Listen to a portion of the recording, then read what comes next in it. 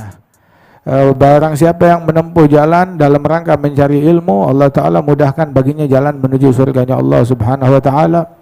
Bahkan orang yang jalan menuntut ilmu nih, kita jalan ke sini, jalannya di atas apa? Di atas aspal. Lah, kita jalan pada hakikat di atas hamparan, bukan permadani merah, tetapi hamparan sayapnya malaikat. Wa innal malaikata la tad'u ajnihataha li talibil ilm ridwan bima yasna'. Malaikat dia hamparkan sayapnya sebagai permadani untuk jalannya para penuntut ilmu. Saking mereka gembira, girang. Jadi kalau kita pergi ngaji, malaikat girang. Setan sedih kalau ada orang hadir pengajian. Di dalam riwayat bahwasanya hudur majlis ilmin khair min salati alfi raka'ah wa min iyadat alfi marid wa min huduri alfi jenazah. Hadir satu majelis ilmu pahalanya lebih baik, bukan sama, lebih baik daripada pahala salat sunnah 1000 rakaat ditambah menjenguk 1000 orang sakit ditambah menghadiri 1000 jenazah. Gabungkan itu semua, nah pahala hadir satu majelis ilmu lebih baik daripada itu semua. Kita kalau mau salat sunnah 1000 rakaat perlu berapa jam? Perlu berapa hari?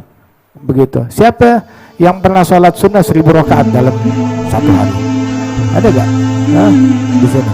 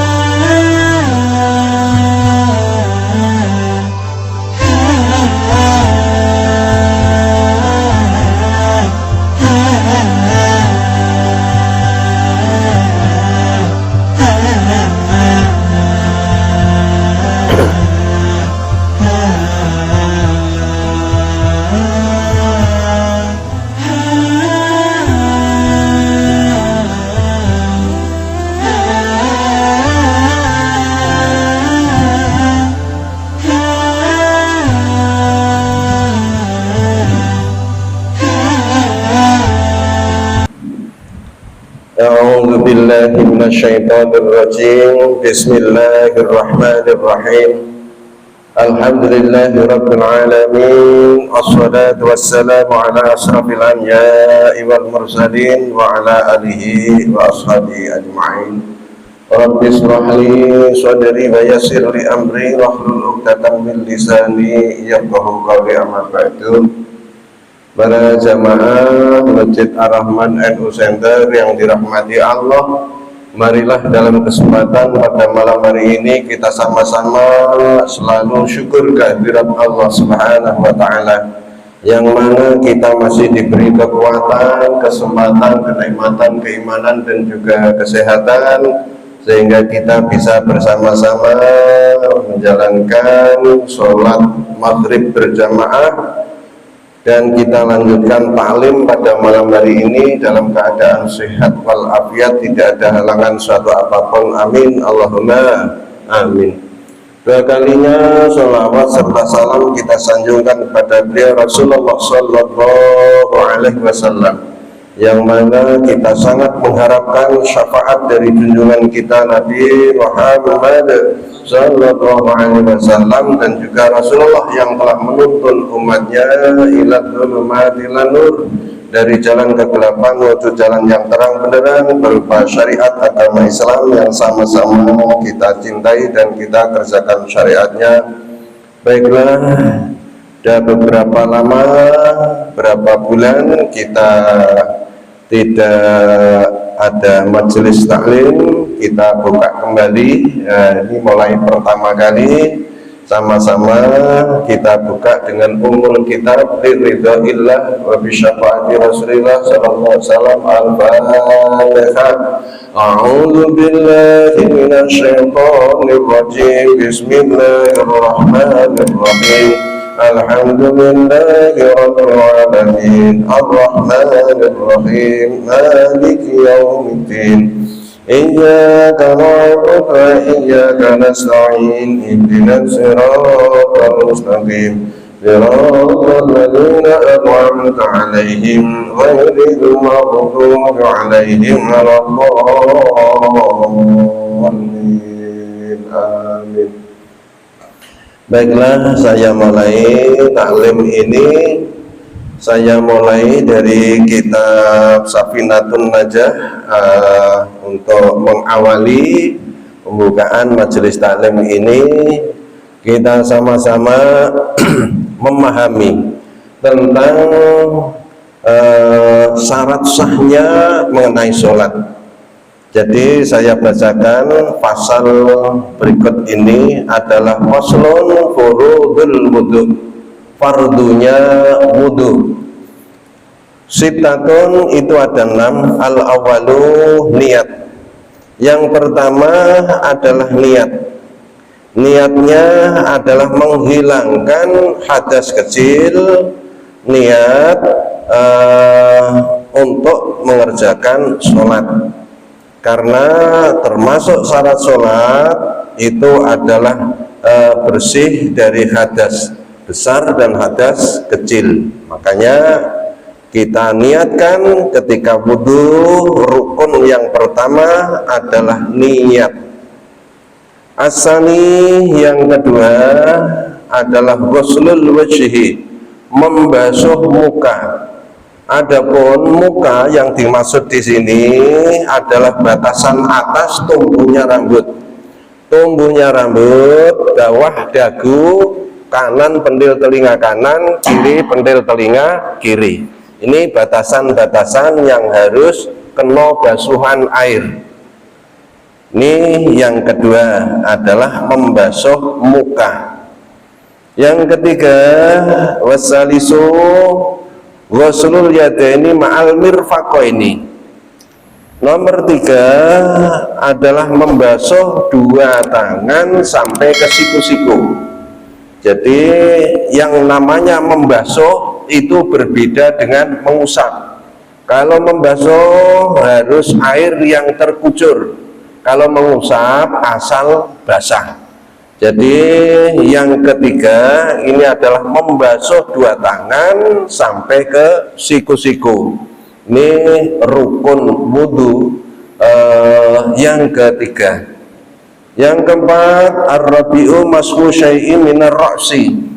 Nomor 4 adalah mengusap sebagian dari kepala, bagian dari kepala, 3 helai rambut apabila kita kena usapan air sah.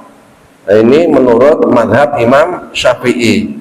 Tetapi Rasulullah nanti di yaumil mahsyar, karena umat Nabi Muhammad ini mudah dicireni kalau bekas wudhunya ini di kepala ada sinarnya.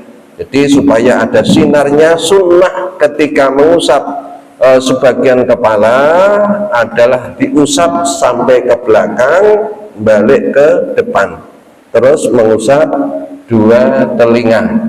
Ini nanti di yaumil mahsyar kita dikumpulkan, akan sinarnya terang. Kalau hanya sekedar kena usapan 3 helai rambut itu sah, tetapi nanti sinarnya melik-melik. Apa melik-melik itu? Remang-remang, ya, redup redup kayak lilin. Jadi Rasulullah tidak keciren kalau itu umatnya. Makanya kalau kita mengusap sebagian kepala, kita sunnahnya sekalian sampai ke belakang, ya, ini seret ke belakang, terus mengusap 2 telinga. Ini nanti akan bersinar terang. Yang kelima adalah al-khamisu ghuslur rijlaini ma'al ka'baini. Nomor 5 adalah membasuh kaki 2 sampai ke mata kaki. 2 kaki sampai ke mata kaki. Kalau sampai ke lutut boleh saja, malah bagus. Jadi 2 kaki batasannya sampai ke mata kaki harus kena basuhan air. Nomor 6 terakhir, as-sadisu at-tartibu, tertib, berurutan. Ini maksudnya rukun wudhu ini adalah pondasi bagi paham ahlus sunnah wal jamaah. Jadi ahlus sunnah wal jamaah khususnya NU adalah memakai dasar 4 yang digunakan. Dasarnya adalah 4. Pertama Al-Quran, yang kedua hadis, yang ketiga ijma' para ulama, dan kias para ulama. Jadi tidak hanya 2, kadang-kadang ada orang yang berpaham cuma 2. 1 kembali kepada Quran dan sunnah, cuma 2. Seperti contohnya ini kalau tidak pakai ijma' ulama maka tidak akan paham. Jadi ijma' ulamanya di mana? Yang nomor 6. Kalau niat itu ada di hadis innamal a'malu binniyat. Terus nomor 2, 3, 4, 5 ada di Al-Quran. Membasuh muka, membasuh 2 tangan, mengusap bagian kepala, membasuh kaki, itu ada di Al-Quran. Tetapi yang nomor 6 berurutan tertib ini tidak ada di hadis dan tidak ada di Al-Quran. Maka ulama berijtihad, berkumpul para ulama dan menetapkan suatu hukum yang digunakan untuk hukum syariat. Maka ini ditetapkan di sini nomor 6 adalah tertib. Nah, ini namanya ijma' ulama. Jadi kalau tidak berurutan tidak sah ketika berwudu. Nah, kalau kias itu yang mana? Kalau kias para ulama adalah seperti contohnya, biar kita paham. Kias ulama adalah contohnya dalam Al-Quran, wala taqrabuz zina innahu fahisatan wa sa'a sabila. Nah, ini contoh kias yang ada di dalam Al-Quran. Jangan kamu dekat-dekat dengan perbuatan zina, sebab itu seburuk-buruk cara. Yang dilarang oleh Allah apa di sini? Dekat-dekat dengan perbuatan zina. Kalau berbuat zina tidak ada larangannya, dekat-dekat yang dilarang. Maka dikias oleh para ulama, dekat-dekat wae dilarang, tidak boleh apalagi berbuat. Kalau tidak pakai kias, nah itu yang dilarang itu cuman dekat-dekat. Kalau berbuat ya tidak ada larangannya. Nah ini malah rusak. Nah, makanya pakai kias para ulama. Terus ada lagi contoh kias. Wala takul lahuma ufin wala tanharhuma. Kaulan karima. Jangan kamu berkata-kata kasar terhadap kedua orang tua dan jangan membentaknya. Hendaklah kamu berkata yang mulia. Ini Allah yang memberi larangan. Tidak boleh anak berkata-kata kasar kepada kedua orang tua, dan tidak boleh membentak kepada kedua orang tua. Hendaklah kita disuruh berkata-kata yang mulia, lemah lembut kepada kedua orang tua. Yang dilarang oleh Allah berkata-kata kasar sama membentak kepada kedua orang tua. Oh berarti nempeleng ya boleh, oh memukul berarti boleh, membunuh ya boleh, udah ada larangannya. Nah, ini kalau tidak pakai kias para ulama rusak jadinya. Nah, ini perlu diketahui, kita termasuk mengikuti paham ahlus sunnah wal jamaah. 4 perkara harus kita pakai landasan di dalam beribadah. Pertama Al-Quran, yang kedua ijma para hadis Rasulullah, yaitu hadis Rasulullah. Yang ketiga adalah ijma para ulama. Yang keempat adalah kias para ulama. Ini tadi masalah fardunya wudhu yang saya bacakan ada 6. Mungkin apabila masih ada yang perlu ditanyakan, saran, usul, pendapat, pertanyaan, monggo dipersilahkan bagi jamaah sekalian. Sebelum saya lanjut, dipersilahkan. Sudah paham ya? Sudah paham? Karena di rukun wudhu itu tadi ada berapa nak jana? 6 ya. Jadi 6. Pertama nih niat nawaitul wudu'a li raf'il hadasil asghari lillahi ta'ala. Loh kalau itu baca bismillah, bismillah itu sunnahnya mau wudhu itu baca bismillah. Kalau di tempat wudhu atau di tempat kamar mandi kita berwudhu, bismillahnya dibaca sirri, dalam hati saja, tidak usah dilafalkan. Nah, jadi bismillah itu adalah sunnah. Yang penting jadi rukun itu niatnya, niat menghilangkan hadas kecil.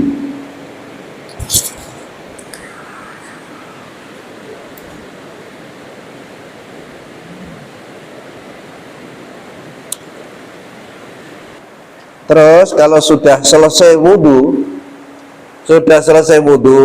jangan berdoa di tempat wudhu.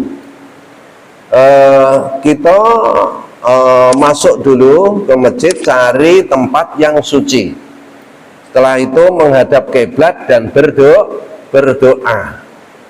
Doanya asyhadu alla ilaha illallah wa asyhadu anna muhammadan abduhu wa rasuluh. Allahumma ja'alni minat tawwabina wa ja'alni minal mutatahhirin wa ja'alni min ibadikas sholihin. Kalau kita bisa membiasakan habis berwudu membaca inna anzalnahu fi lailatul qadr rutin istiqomah terus menerus, maka kita dijamin masuk surga, disuruh milih dari pintu arah mana yang dipilihnya. Tuh kalau habis berwudu terus kita membaca surat inna anzalnahu fi lailatul qadr. Orang yang terbebas dari hadas besar dan hadas kecil itu dilindungi oleh Allah. Kalau kita lagi mau bepergian kok bisa menjaga wudhu, tidak mempunyai hadas kecil, maka dijaga oleh Allah. Kebanyakan orang yang kecelakaan itu tidak punya wudhu. Kalau kita punya wudhu, dijaga oleh Allah. Jadi kalau ada bala, bencana, musibah, kalau kita tidak punya hadas kecil, tidak punya hadas besar, ini adalah dijaga oleh Allah. Seandainya kita ajalnya itu pas punya wudhu, maka ini kita termasuk orang yang syahid akhirat, syahid akhirat, orang yang mempunyai wudhu yang mendawamkan wudhu, yaitu tidak punya hadas kecil. Seandainya lagi kalau kita mau tidur punya wudhu, maka ini semalaman suntuk juga dijaga oleh Allah. Itu orang yang tidak punya hadas kecil maupun hadas besar, maka dijaga oleh Allah.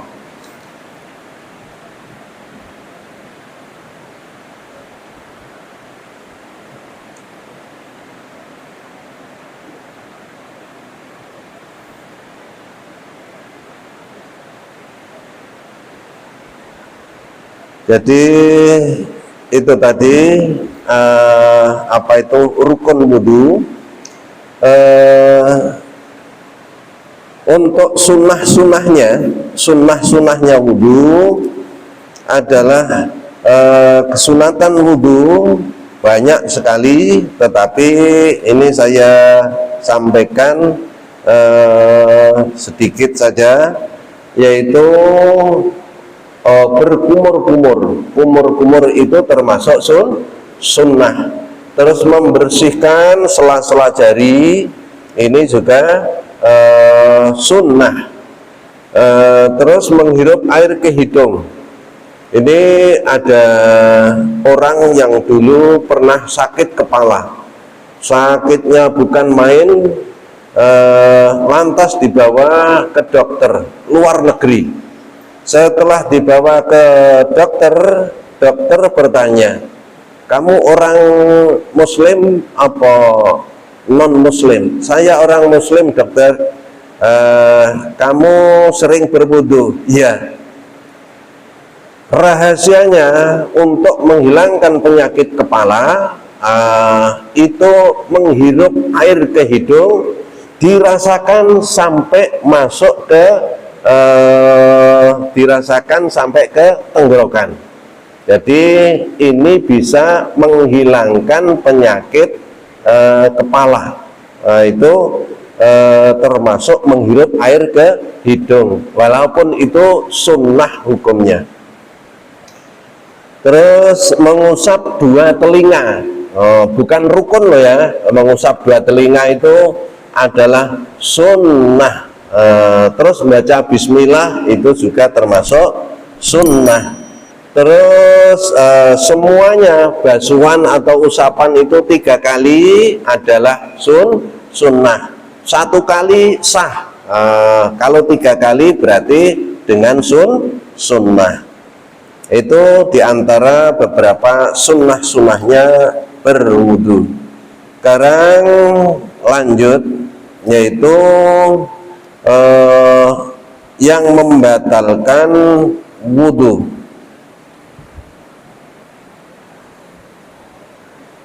Faslun nawaqidul wudu'i, perkara yang membatalkan wudu atau rusak wudunya. Arba'atun, itu ada 4. Ingat-ingat ya, ini karena pondasi awal supaya ibadah kita itu benar-benar memenuhi syarat dan bisa diterima oleh Allah karena ada ilmunya. Jadi batalnya wudu ada 4. Al-awalu, yang pertama, al-khariju min ahadisa bilaini min kubuli au duburi rohin au ghairi ilal mani. Yang pertama, batalnya wudu adalah keluarnya sesuatu dari kubul maupun dubur. Kubul itu jalan depan, dubur itu jalan belakang. Jadi kubul itu depan, dubur itu belakang. Seperti contohnya kentut, mising, itu adalah termasuk batal wudunya. Walaupun umpamanya mising kok keluar emas, barang berharga misingnya, ini umpamanya tetap batal, walaupun keluarnya misingnya itu emas, barang berharga, karena sesuatu yang keluar dari jalan depan dan belakang. Jadi kentut maupun mising, kencing termasuk membatalkan apa itu wudu, kecuali mani. Kalau keluar mani ini bukan hanya batal tetapi mempunyai hadas besar. Diwudui tetap tidak bisa hilang, harus hilangnya dengan mandi jinabat atau menghilangkan hadas besar.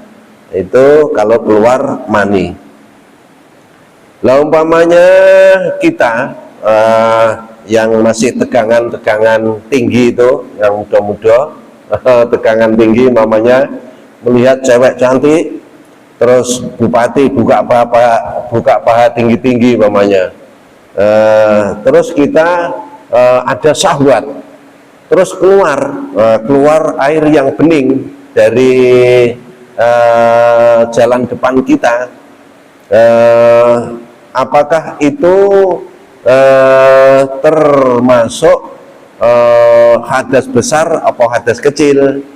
Itu namanya hadas kecil, najis sama kayak keluarnya kencing. Nah, itu namanya apa itu yang kayak undir itu ya, bening. Nah, itu statusnya kayak kencing. Nah, jadi najis. Kalau kita pakai celana dalam, maka itu najis kalau kena celana dalam, karena kita syahwat. Biasanya yang tegangan tinggi itu. Kalau yang sudah tegangan rendah kayak Pak Medi, saya itu sudah tidak tertarik lagi. Ya. Yang kedua, asani zawalul akli binaumin awhiri ila naumna qaidin mumakinin mak'adahu minal ardi.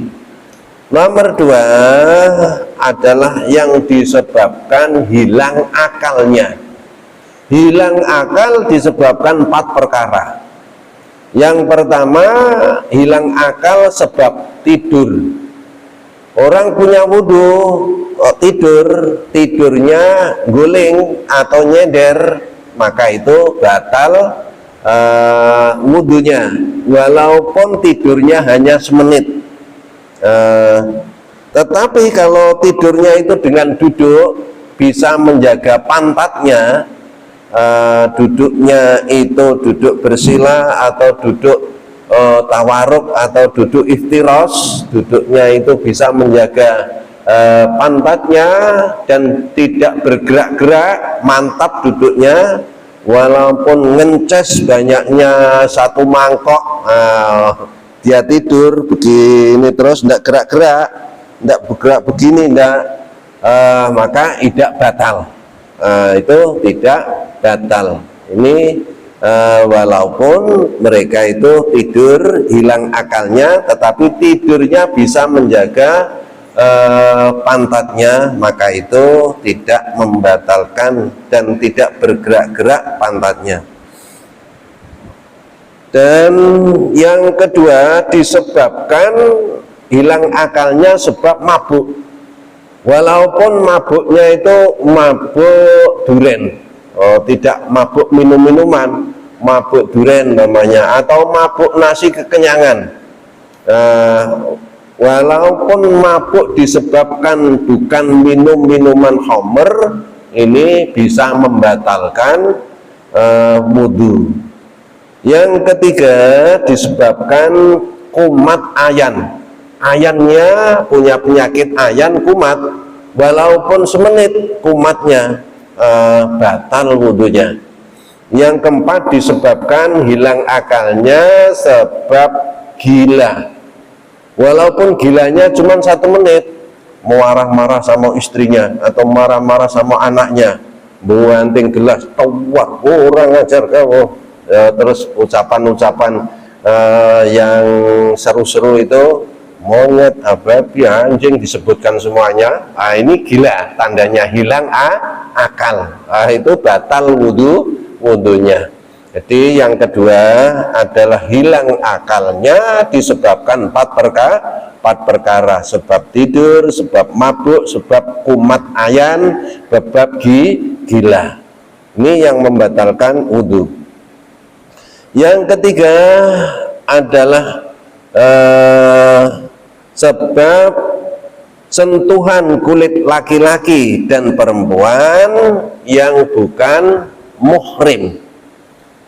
Yang dimaksudkan bukan muhrim itu adalah ajnabiyah, orang lain.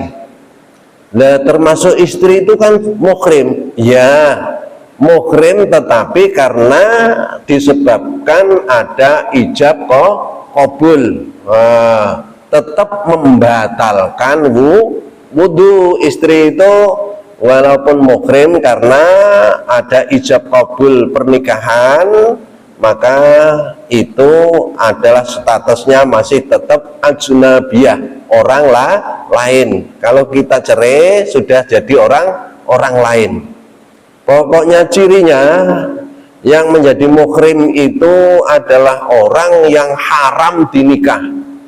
Orang tua kita, bule, bude, ponaan, terus anak dan lain sebagainya, pokoknya yang haram dinikah, maka itu tidak membatalkan wudu. Jadi jelas ya, sentuhan kulit laki-laki tanpa alas yang bukan muhrim, maka itu membatalkan wudu. Yang keempat adalah nyentuhnya telapak tangan kepada zakar kalau perempuan, farji, atau menyentuh zubur atau burit. Jadi telapak tangan. Kalau punggung tangan ini nyentuh tidak apa-apa. Jadi kalau nyentuh telurnya bagaimana? Telur begini tidak batal. Kalau nyentuh palak burung yang batal. Telapak tangan nyentuh palak burung, kalau belakang begini tidak batal, ya begini tidak batal, tapi begini batal. Walaupun punya anak kecil, nyentuh buritnya atau burungnya, palak burungnya, atau anak kecil nyentuh pada farjinya, kalau perempuan farjinya, maka itu batal wudunya. Lah punyaan dewek ya sama baik, membatalkan, ya, asal tidak ada apa itu alasnya, maka itu batal. Ini yang dimaksudkan telapak tangan adalah sampai ujung jari yang depan, ini adalah masuk telapak tangan. Tapi kalau yang begini nyentuh tidak batal. Ini yang keempat adalah telapak tangan menyentuh pala kubul maupun dubur. Di empat perkara inilah yang membatalkan wudhu. Jadi fadilah wudhu tadi sudah saya sampaikan, dan juga rukun wudhu, terus batalnya wudhu, sunnahnya wudhu, ini betul-betul dipahami biar nanti mempraktekannya itu tidak salah. Dan juga yang dipakai berwudhu itu adalah air tohirun wa mutohirun, air suci dan mensucikan.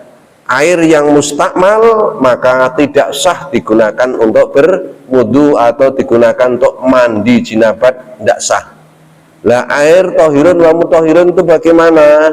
Kalau kita air sedikit, air yang sedikit ini tidak ada 2 kulah. 2 kulah itu berapa ukurannya? Kalau ada 70 kilo itu termasuk ada 2 kulah.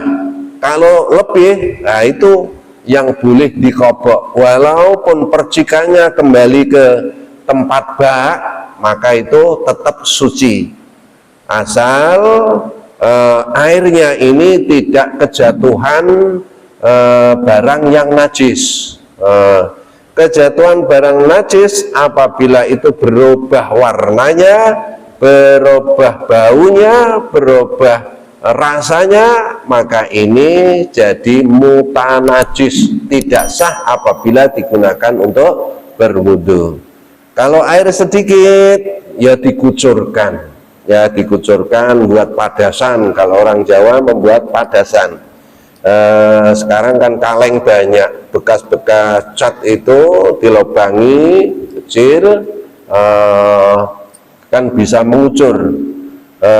Kalau enggak kayak itu, kalau di ember ya pakai cibuk, Sebab kami pernah melihat di YouTube apa di Facebook itu dipraktekkan wong wundu air cuman ember kecil kok dikobok, maka itu tidak sah. Jadi air itu mustakmal, air yang mustakmal. Kalau sudah mustakmal maka tidak sah apabila digunakan untuk berwudu. Ini kalau ada yang ditanyakan, monggo dipersilakan. Iya, monggo Pak. Mengenai masalah sentuhan kulit laki-laki dengan kulit perempuan. Iya. Kalau kita bersentuhan dengan istilahnya tuh menantu yang perempuan itu, bagaimana hukumnya tuh? Apa batal apa enggak itu? Iya. Iya. Status menantu adalah muhrim, tidak membatalkan wudhu. Menantu itu sama statusnya kayak anak kandung, haram apabila dinikah, maka tidak membatalkan wudhu. Iya, tidak membatalkan Pak. Kalau sentuhan sama menantu, iya. Ya Pak? Sudah. Ya, enggak, ya. Kan kalau dari penjelasan Buya Yahya, katanya kalau pakai gayung itu yang dikatakan mustamal itu kan kalau air yang bekas itu wudu jatuh ke dalam itu apa kayak gayung, itu yang dikatakan mustamal itu apa ya, benar apa enggak apa? Ya. Yang dikatakan mustamal itu air yang udah dipakai terus kena kayak digayung ke digayung. Tempatnya misalnya ke ember. Kan kata Buya Yahya itu boleh wudu pakai apa itu gayung air diambil, itu yang dikatakan mustakmalnya. Jika air yang jatuh itu ke itu yang dikatakan mustakmal. Itu apa yang benar? Yang benar tuh yang dikatakan apa yang dikobok itu apa air yang jatuh ke apa tuh Iya, iya. ke tempat itu. Ya, jadi yang dikatakan air mustakmal ya air yang sudah digunakan itu ya, yang terkucur, yang keluar, yang jatuh itu mustakmal. Tapi kalau niatnya kan menciduk mengambil, tapi kalau niatnya kalau dibasuh kan, kalau semuanya ngambil enggak katanya. Tapi kalau di langsung gitu niatnya langsung bersihin ya mustakmal, enggak boleh, enggak sah. Jadi boleh ngambil dari itu. Ya, tapi jangan sampai anggota badan kita itu masih di dalam ember tadi. Ya, walaupun satu botol aqua asal kita kucurkan sah. Jadi jangan sampai air yang sedikit kok dikobok sehingga balik lagi ke situ, dikobok umpamanya balik lagi ke tempat wadah ya, padahal sedikit, tidak ada 2 kulah. Lah ukuran 2 kulah itu ada 70 kilogram. Jadi kalau punya apa itu drum itu 200 kilo itu sudah lebih dari 2 kulah, boleh itu kalau dikobok sah. Ada lagi pertanyaan? Masih berapa waktunya ini? 4 menit ya. Ini kok kedengarannya sudah ada yang azan ya. Jadi yang sedikit ini dipahami karena itu termasuk dasar daripada kita sah di dalam beribadah. Jadi hukum-hukum syariat ini kadang-kadang banyak tidak dihiraukan. Makanya supaya ibadah kita, karena ini termasuk ibadah harian yang terus setiap hari kita pakai, kita kerjakan, maka harus dipahami tentang ilmunya. Kalau kita beribadah tanpa ada ilmunya, yang rukun dianggap sunnah, yang sunnah dianggap rukun, dianggap wajib, maka ini adalah la tuqbalu, tidak diterima oleh Allah. Maka kita wajib yang namanya tholabul ilmi. Dan tholabul ilmi itu sangat-sangat diwajibkan. Tholabul ilmi faridotun, di situ ditulis tak marbutoh. Maksudnya tak marbutoh itu menunjukkan sangat-sangat wajibnya menuntut ilmu. Kalau ilmu yang kita tuntut hanya urusan-urusan dunia, adalah seperti orang yang berjalan matanya buta, tidak akan sampai kepada tujuan. Tapi kalau hanya agama saja yang kita pelajari, seperti orang yang berjalan pakai kaki sebelah, kaki satu, sampai tapi lama. Makanya waman arodat dunya fa'alaihi bil ilmi, waman aradal akhirata fa'alaihi bil ilmi, waman aradahuma fa'alaihi bil ilmi. Barang siapa yang kepingin berhasil urusan dunia dengan ilmu, barang siapa yang kepingin berhasil urusan akhirat dengan ilmu, barang siapa yang kepingin berhasil kedua-duanya juga dengan ilmu. Maka ilmu inilah apabila kita beribadah ada ilmunya, maka pasti akan diterima oleh Allah dan tidak akan timbul was-was di dalam diri kita, dalam hati kita. Itu yang saya sampaikan. Demikian, mudah-mudahan sekalian jamaah selalu diberi oleh Allah sehat wal afiyah, dapat ridho dari Allah Subhanahu wa taala, menjadi hidup nikmat, amin Allahumma amin. Diberi oleh Allah rizki barokah lumintu ngalir terus, amin Allahumma Amin. Diberi keluarganya sakinah mawaddah warahmah as-sa'adah, seneng ayem tentrem selamat bagi dunia akhirat. Amin Allahumma amin. Diberi oleh Allah sehat wal afiyah, sehat lahir dan batin, tetap iman takwa kepada Allah sampai akhir hayat sehingga menjadi orang yang husnul khotimah. Amin Allahumma amin. Demikian yang kami sampaikan, kurang dan lebih mohon maaf, pada Allah mohon ampun. Wallahul muwaffiq ila aqwamit thoriq. Wassalamualaikum warahmatullahi wabarakatuh. Waalaikumsalam warahmatullahi.